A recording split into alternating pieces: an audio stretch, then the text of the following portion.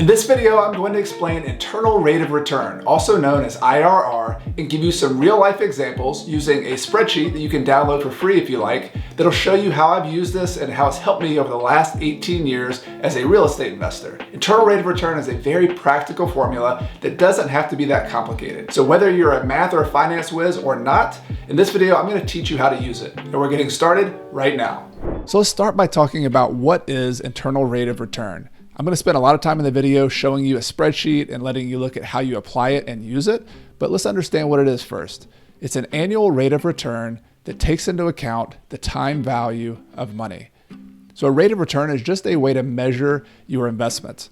If you invest your money, first of all, you want to get your money back, right? You don't want to lose any money, but you also want to make more money than perhaps what the inflation rate is, or maybe some other investments that you could invest in that are less risky. So you have to be able to measure it. And so that's what a rate of return is. And this is just one of several different ways of measuring, particularly in real estate. There's some other ones that we use a lot. You might have heard of cash on cash return. You might have heard of a cap rate or a rental yield. And the main difference between these other types of rates of return and internal rate of return is that those other types, like a cash on cash return, basically takes a snapshot in time. And it says, during this first year of investing, for example, what is the rate of return? How much of my cash am I going to get back in that first year?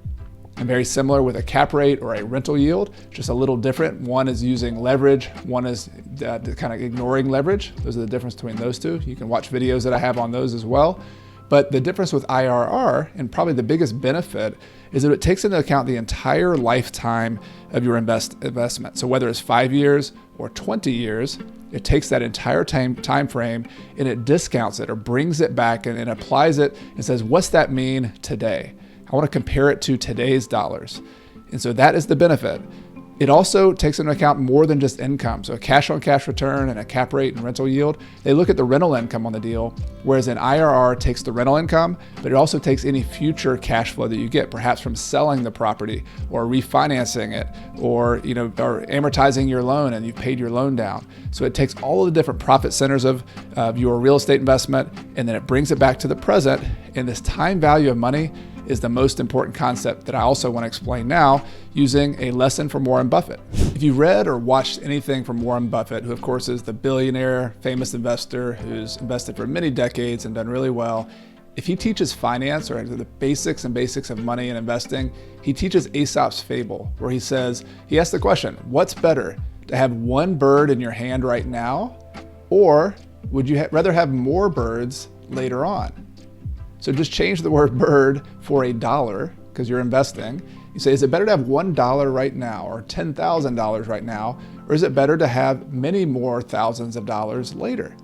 Well, of course, the question is, how many am I going to get later? Am I going to get 2 birds later or 5 birds later? So that's an important question. And then when am I going to get them?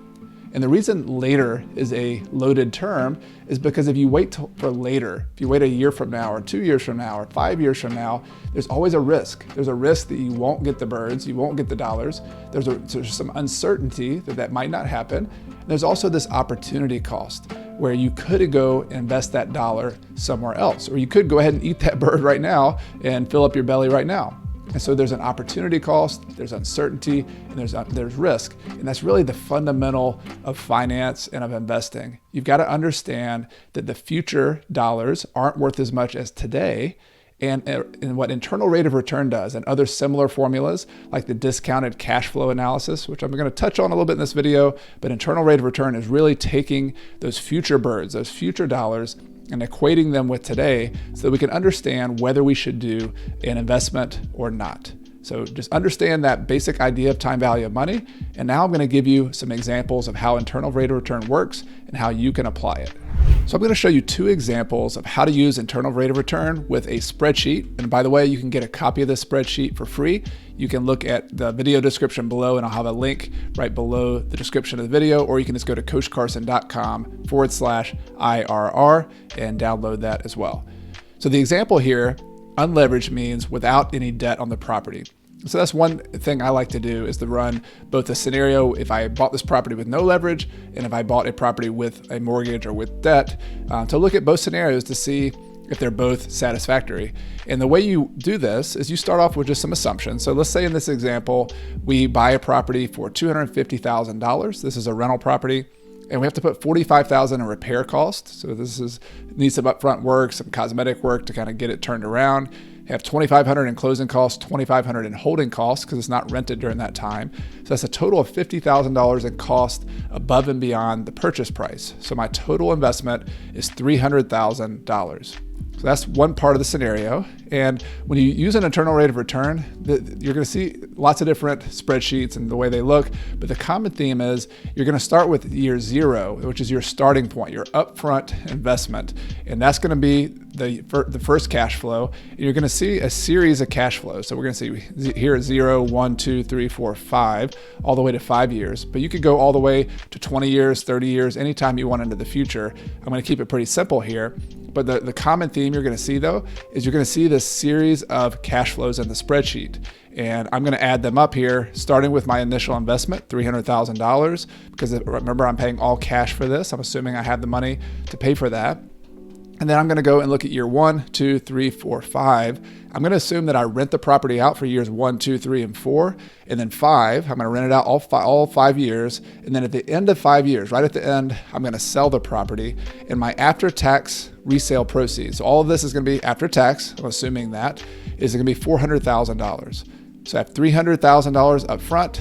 I increase the value of the property. I sell it for $400,000 5 years from now. So what does that look like? So each year, I'm going to rent this property for $3,200. That's the total monthly rent. And then my after-tax net income. So after paying my taxes, insurance, maintenance, management, any kind of vacancies, turnover cost, and then any kind of income tax, I'm going to make $1,760 per month, which per year is $21,120. So that's my year one income. And I'm going to assume it goes up a little bit every year. I think I used a 3% number. So you can play with that and change it around as you feel it makes sense. But see, year one, 21,120, 21,754, all the way up to year 5 where I get rental income and I resell the property. So there you go. Those are my cash flows. Starts off negative because I invest money, and then I have positive cash flows all the way to year 5. And here's how you use internal rate of return. Even if you don't know the formula, which as I mentioned earlier, is interesting to understand and look at, go to Wikipedia, look at the actual math behind it. But for your purposes to actually use it, you just need to know how to use the formula in Excel or Google Sheets, which I'm using here. And you type the equal sign, and then you type IRR, and it'll give you a little guide here to show what to include. But you just need to put a parentheses, and you want to include all of those cash flows, starting with the initial upfront investment, year 0, going all the way till the final year that you're investing. And so this formula here, G9, and then the little colon, just includes everything between those two numbers, G9 to L9. So you can see those are highlighted there. It's taking each one of those, and it's going to do all the math for you, discounting that back to today to give you the rate of return that will make the present value, the net present value of all those cash flows equal 0. That's the technical definition of an internal rate of return. If that definition went over your head, don't worry about it for now. Go back and study it. But what you need to know, this formula tells you, is that you're making a 12.61% internal rate of return in this scenario, where you buy the property for this price, you invest this amount of money, and you're not using any leverage. So you want to ask yourself, is that a satisfactory number? And you might also look at other rates of return. Remember, I mentioned cash on cash return and maybe a rental yield, which is similar to a cap rate, but is a little bit more applicable to you as a real estate investor in making a goal. And in this case, you have a 7.04% cash on cash return and a rental yield. Those are the same because there's no leverage. So this is kind of interesting to look at. My total return is 12.61%, and my return from income in year 1 is 7.04. So my income did go up a little bit every year over time, but what this tells you is that over half of the return that you received in total, and the total amount of your investment, came from income. 7% out of 12.6%. The other part of your return came from the increase in value of the property. Now, every deal is going to be a little bit different, but what you might be able to use here by looking at those two metrics and comparing them to one another, what if you only made a 3% cash on cash return and you made a 12 or 13% total internal rate of return, much more of your return is kind of backloaded, you're making that money when you resell the property. And in my world, that'd be a little bit more of a speculative deal. And there's nothing wrong with speculating sometimes, but you can tell by comparing your income returns to your total internal rate of return, how much of your deal is coming from income, something that's steady and annual that comes in regularly, and how much is it from the speculative part where you have to increase the value, resell it, and go through all those steps. So that's just one practical application beyond just saying, is this a satisfactory deal or not? And for me, in many cases, if I'm making an unleveraged 12% return or 13% return in a good location, this might be like a B location for me or C+, where I like the long-term prospects of that location, that would actually be satisfactory for me and my business partner. Now, whether that's going to be satisfactory for you is going to be another question. That's why it's personal finance, personal investing. But let's take this idea of an internal rate of return unleveraged, and now let's look at another very similar spreadsheet where you can look at what happens if you add some debt to your investment. So in this example, we're going to use very similar scenario, the exact same formula, the exact same layout here. The only difference is going to be our inputs. We're going to assume that you buy it for the same price, but you're going to use some debt. So you're going to buy it for $250,000. You're going to have the same repair costs, closing costs, and holding costs. So you have a $300,000 total investment. But instead of just paying all cash for it, you're going to put $50,000 down. So we're going to assume that you had to come up with the cash, you or a partner, for the $50,000 down payment and the $50,000 in repair costs, closing costs, and holding costs. So that total investment of yours up front is $100,000 instead of the other scenario where you had a $300,000 total investment. So that's what using leverage means. So that the thing that changes though is that you have a mortgage payment. So you're not going to make quite as much income as you did in the other scenario. So I show here that you get a $200,000 loan. We're going to assume a 5% interest rate, a 30-year loan. So your payment would be $1,074 approximately per month. And in 5 years, your principal balance would be $183,658. So that's what you pay it down from $200,000 to that. And you can use an amortization calculator to do that. I'm going to put a link in the video description of one I've used for years. It's free. You can check out, but there's a lot of them out there. But the point here is you start off with that $100,000, and then the same scenario, you're going to have year 1, 2, 3, 4, 5. You're renting it out. And that's just the difference between what your net after-tax income is minus your mortgage payment. And that gives you this income per year. And then when you sell the property, you get the same resale price, and you're going to make that $400,000 at the very end, but you have to subtract out your mortgage. And so you subtract out your $183,658 mortgage balance at that point to get $216,342. So that's how much money you'll make from the resale of the property. And so, but look at what that does to your internal rate of return. Because you started with less, you used leverage, you actually make a 23% rate of return, a little bit over 23%. Now compare those again to your cash on cash return. Your cash on cash return is a little bit better than before. Remember, it was about 7% before. It's an 8.23% return. So the leverage has increased your cash on cash return a little bit because you had some positive leverage. Your 7% rental yield is the same because this rental yield assumes you had no debt on the property. So it's nice to compare all those though. If without leverage, you make a 7% income return, cash on cash return with leverage, 8.23. So leverage is improving that situation a little bit. And then your total return, of course, because you made a pretty good chunk of money on the back end, you are making a much larger internal rate of return.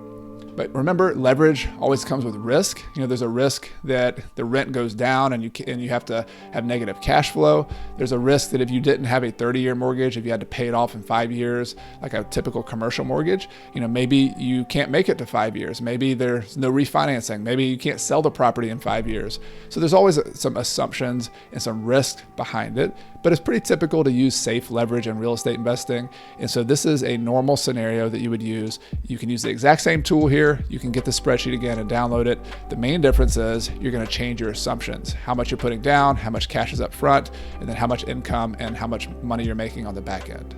So you've now seen some examples of how to use internal rate of return and apply it to real estate investments. But let's talk about some pluses and minuses in the big picture of when you should use internal rate of return and when you should be cautious about it. So some of the pros of using internal rate of return, I've mentioned this earlier in the video, but it includes all sources of return.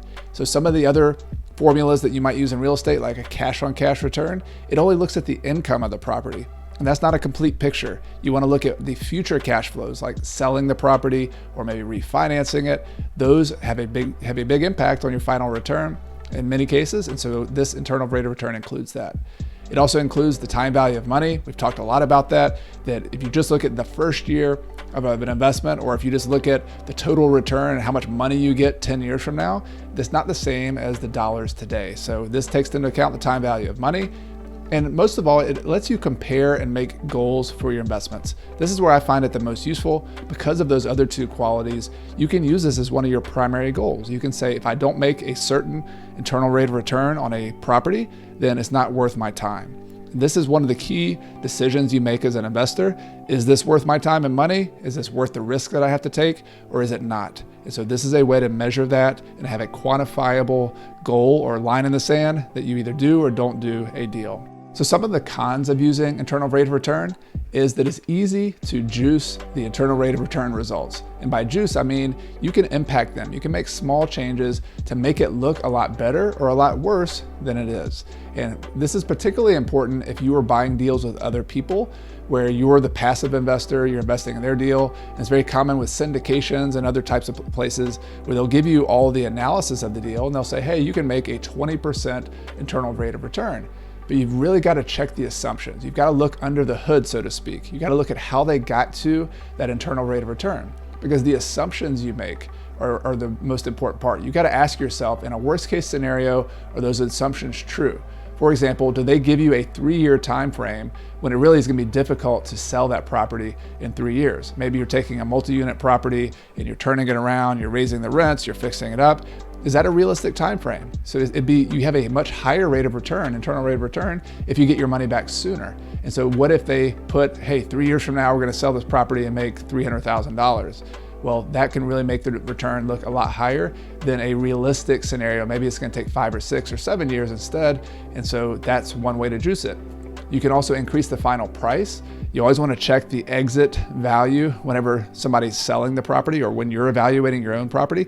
Don't be too ambitious with that. Don't. It's hard to predict the future. And yes, it's realistic that have some kind of growth rate in the future if you're in a good location. But if you get too ambitious with that, if you get the best case scenario and say, oh, this is going to appreciate at 5% per year, or we're going to be able to really maximize the price and have a really low cap rate, which corresponds with a high value, then it could be deceiving yourself a little bit, or somebody else could be trying to make it look a lot better than it is. So you want to check the time frame, you want to check the final price. You also want to check how much leverage is used, because the more leverage you use, as you saw in those examples, the higher your return can be. But that also adds risk. It also adds the risk that what if you have to pay off that loan? What if you have to refinance it and the financing market isn't active at that point? The more risk you take could damage your deal, the more chances you have of losing your money. So those are just some considerations. Check your assumptions. Get used to looking at all the different factors that go into the internal rate of return. That's one of the major negatives. You also want to think about that an IRR can overstate the return a little bit. And so just the definition of internal rate of return is it assumes you reinvest your money each year. So if you get $10,000 of rental income in year 1 and 2, it assumes you reinvest that at the actual internal rate of return. So if that was a 15% internal rate of return, it assumes you reinvest it at 15%. That actually is not always realistic. Maybe you put the money in the bank for 2-3 years and just get 1% or 0.5%. So there's actually another kind of cousin of the internal rate of return called modified internal rate of return, which you can check out. And if y'all are interested in that, we could do another video down the line. But just something to look into if you want to be a little bit more accurate about what your actual return will be. You could check out a modified internal rate of return. And the only way you modify it is you actually give the reinvestment rate. So instead of just using the internal rate of return as a reinvestment rate, you can give what that rate might be. If it's a lot lower than that, it'll be more realistic because you might make a lower return over time by that money sitting in the bank or something. So that's one consideration there. And then the final negative that you want to think about is that internal rate of return, and really any formula that you use, is not a complete picture. It doesn't tell you, for example, is this a quality location or not a quality location? It doesn't necessarily tell you the overall risk of this property. And so I look at every time I evaluate a deal, it's almost like a dashboard on an airplane. And you want to know how fast you're going. You want to know how high you are. You want to know if the oil pressure is working in your airplane. So you have all these gauges on the dashboard, and some of them are the most important ones. Internal rate of return is a very important one, but it's not the only one. You want to look at every deal from multiple angles and get different metrics. And there's actually a video I did, how to run the numbers back of the envelope style, that gives you a lot of different formulas. But just keep adding to your toolbox and never look just with one lens at a deal. You need to look at multiple lenses to really understand the different factors for your profit, the different factors for what could go wrong, and that'll help you out. So that's with any formula, don't just depend on that one rate of return. Do you use internal rate of return in your real estate investing? Or do you have any comments or questions from the video? I would love to hear from you in the comments section below. And if you like this video, I'd appreciate hitting the thumbs up to like this video and to help me spread the word on YouTube. And if you're new to the channel, be sure to hit the subscribe button and the little bell so you don't miss anything. I have new videos that come out every Friday morning. And if you like this topic of deal analysis and learning how to confidently analyze real estate investments, I think you'll like my next video, which is all about cap rate, where I explain it, where I give examples and show how to use it as a real estate investor. You can find it in the video description below. You've been watching Coach Carson TV. I appreciate you being here for this video. My name is Chad Carson. You can also call me Coach, and this is a channel all about investing in real estate, achieving financial independence, and doing more of what matters. See you next time.